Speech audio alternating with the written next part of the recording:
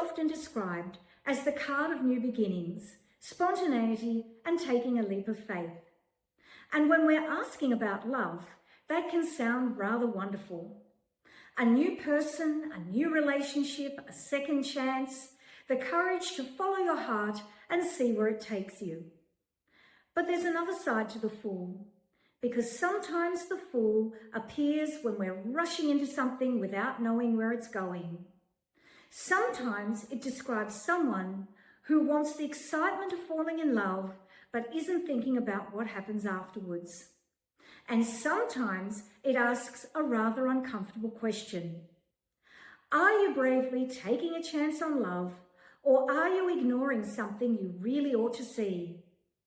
Today, we're going to look at the Fool specifically, through the lens of love and relationships, and more importantly, at how its meaning changes depending upon the question you're asking. The Fool is numbered 0, and I think that's particularly interesting when we're looking at relationships. 0 comes before the story. Nothing has been decided yet. There isn't a relationship history. There isn't necessarily a commitment. There isn't even a clearly defined destination. There is simply possibility. Think about the very beginning of falling for someone.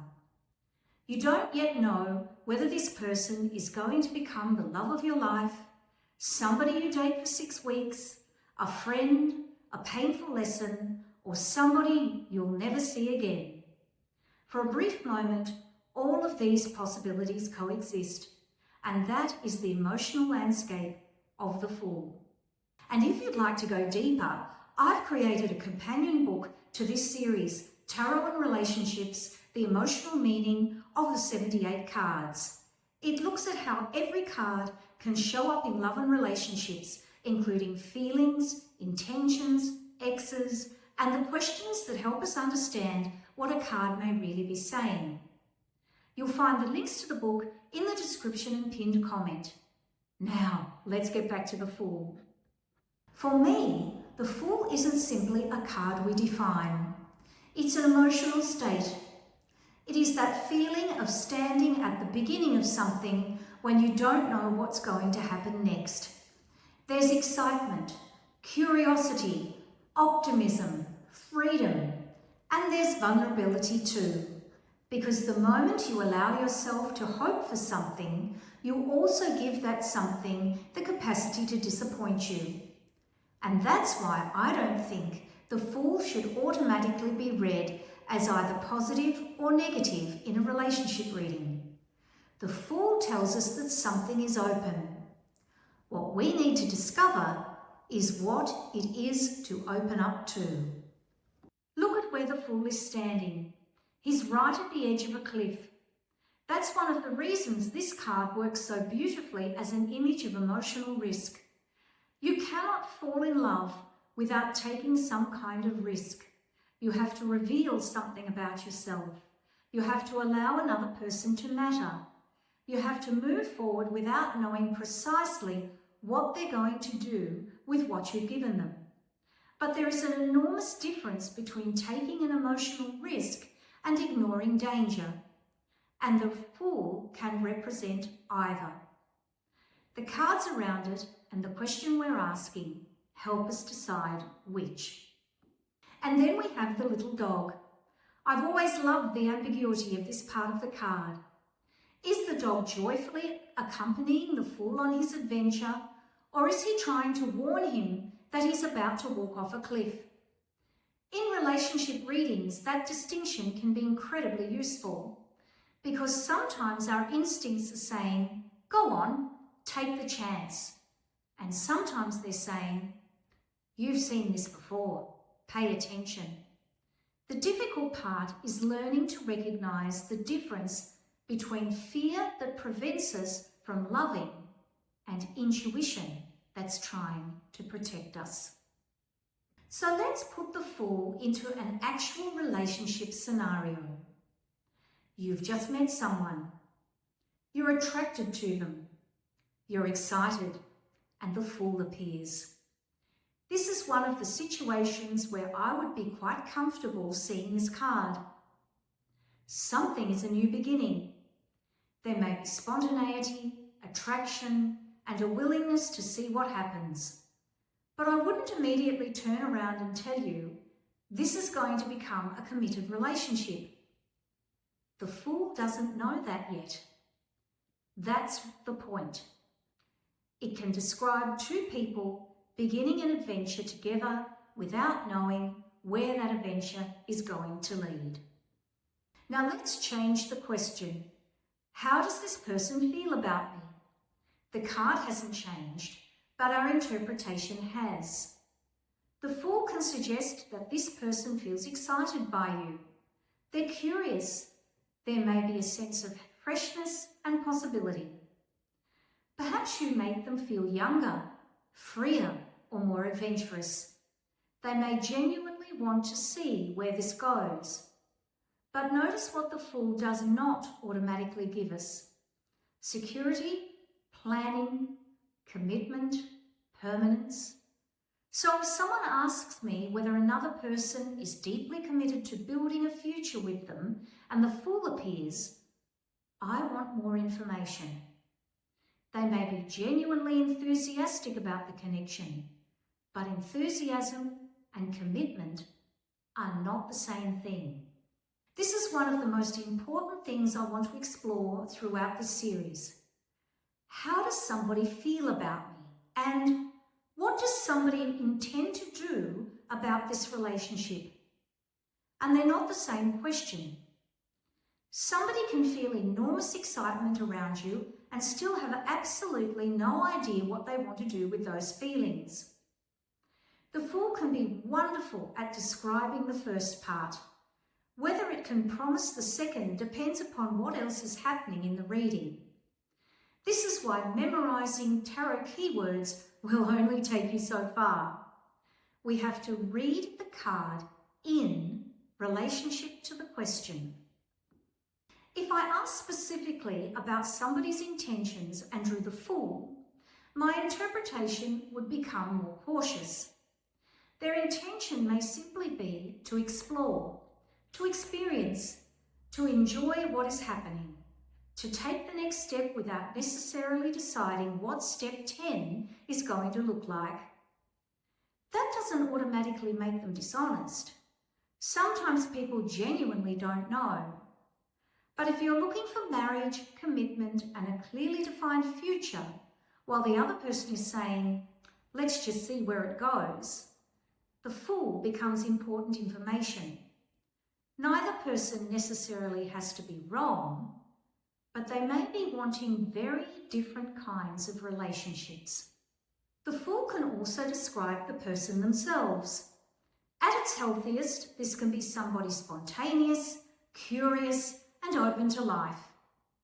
They may not be terribly conventional. They may encourage you to do things you've never done before. They can bring freshness into your world. But in its less mature expression, the same freedom can become inconsistency. Spontaneity can become impulsivity. Independence can become an unwillingness to consider how their choices affect somebody else. And living in the moment can become a very convenient way of avoiding responsibility for tomorrow. But we shouldn't always assume the Fool describes the other person. Sometimes the Fool is you. Perhaps you're finally allowing yourself to fall in love again after being hurt. Perhaps you're taking a healthy emotional risk. Perhaps you're beginning again. That's beautiful Fool energy. But sometimes we're the Fool because we're so excited about what something could become that we're not paying enough attention to what it actually is. And that's when I would ask, are you responding to the person standing in front of you or to the relationship you're imagining you could have with them? The Fool isn't only about meeting somebody new. In an established relationship, it can suggest that something needs to become new again. Perhaps you've become trapped in routine. Perhaps one or both of you needs more freedom. Perhaps you've forgotten how to have fun together. The Fool can invite a couple to stop carrying the weight of everything that has happened before and try something different. Occasionally, it can even represent a significant new chapter, moving, travelling, changing your lifestyle, or deciding to approach the relationship differently. A new beginning doesn't always require a new person. Now we come to one of the really interesting ones. What happens when the Fool appears around an ex? It's very tempting to see it and think, wonderful, we're going to have a fresh start. And perhaps you are. But I would want to ask the second question. What has actually changed? Because there's a difference between beginning again and repeating. If neither person has understood what caused the relationship to fail previously, the Fool can sometimes describe two people enthusiastically walking back towards exactly the same cliff. A genuine fresh start requires something to be different this time. Every tarot archetype has a healthier and less healthier expression. The shadow side of the Fool can be naivety, recklessness, avoiding responsibility, acting first and thinking later. In relationships, it can sometimes describe somebody who loves beginnings but struggles with what happens once the excitement of the beginning wears off. They love falling in love. They may be less enthusiastic about building love. And those are two very different skills. When the Fool appears reversed, I don't automatically give it one fixed reversed meaning either. Sometimes the reversal intensifies the reckless side of the card. Someone is jumping without looking, ignoring warnings, repeating impulsive behaviour. But it can also go to the opposite direction. The person may be standing at the edge and unable to move. Fear has replaced freedom. They've been hurt before, and now every new relationship feels dangerous. So once again, context matters. Is this person being asked to become more cautious? Or are they being asked to become more courageous? And this brings us to something enormously important. The Fool doesn't exist in isolation during a tarot reading. The surrounding cards can completely change the emotional story. Let's look at a few examples. The Fool alongside the Two of Cups is very different from the Fool on its own.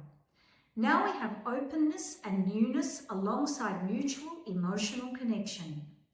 If I saw these cards around a new relationship, I'd be much more interested. There is still a journey ahead, but now we have evidence that the connection isn't entirely one-sided. Slide 18, the Fool and the Devil.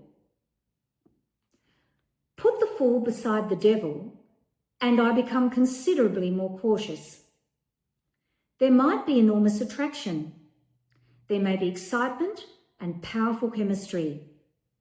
But now I'd want to explore attachment, temptation, unhealthy patterns, or a situation that feels irresistible before we've established whether it's actually good for us. The leap hasn't disappeared, but I'd want to know where we're landing. The Fool with the Seven of Swords raises another question. Are you entering this situation without knowing everything you need to know? Perhaps somebody is withholding information. Perhaps somebody is avoiding a difficult conversation. Or perhaps we're choosing not to ask questions because we're frightened the answers might spoil the excitement. This is where the Fool's innocence can become a vulnerability. And then consider the Fool with the Ten of Pentacles. Suddenly we have the possibility of something beginning lightly or unexpectedly, but developing into something much more substantial. The Fool doesn't have to remain the Fool forever. Every relationship that lasts for decades once existed at the stage when neither person knew what was going to happen. The beginning doesn't tell us the ending. It simply tells us where the story starts. And perhaps this is the question I most associate with the Fool in relationship readings. Am I taking a healthy emotional risk, or am I ignoring something I already know? Because love does not require courage. There are no guarantees. If we insist upon absolute certainty before allowing ourselves to become emotionally involved, we may never allow ourselves to love at all. But courage isn't the same as carelessness. The Fool asks us to remain open to possibility without abandoning our judgment. So when the Fool appears in a relationship reading, don't simply think, new beginning. Ask what kind of beginning you're looking at. Who is the Fool? What are they hoping for? What are they risking?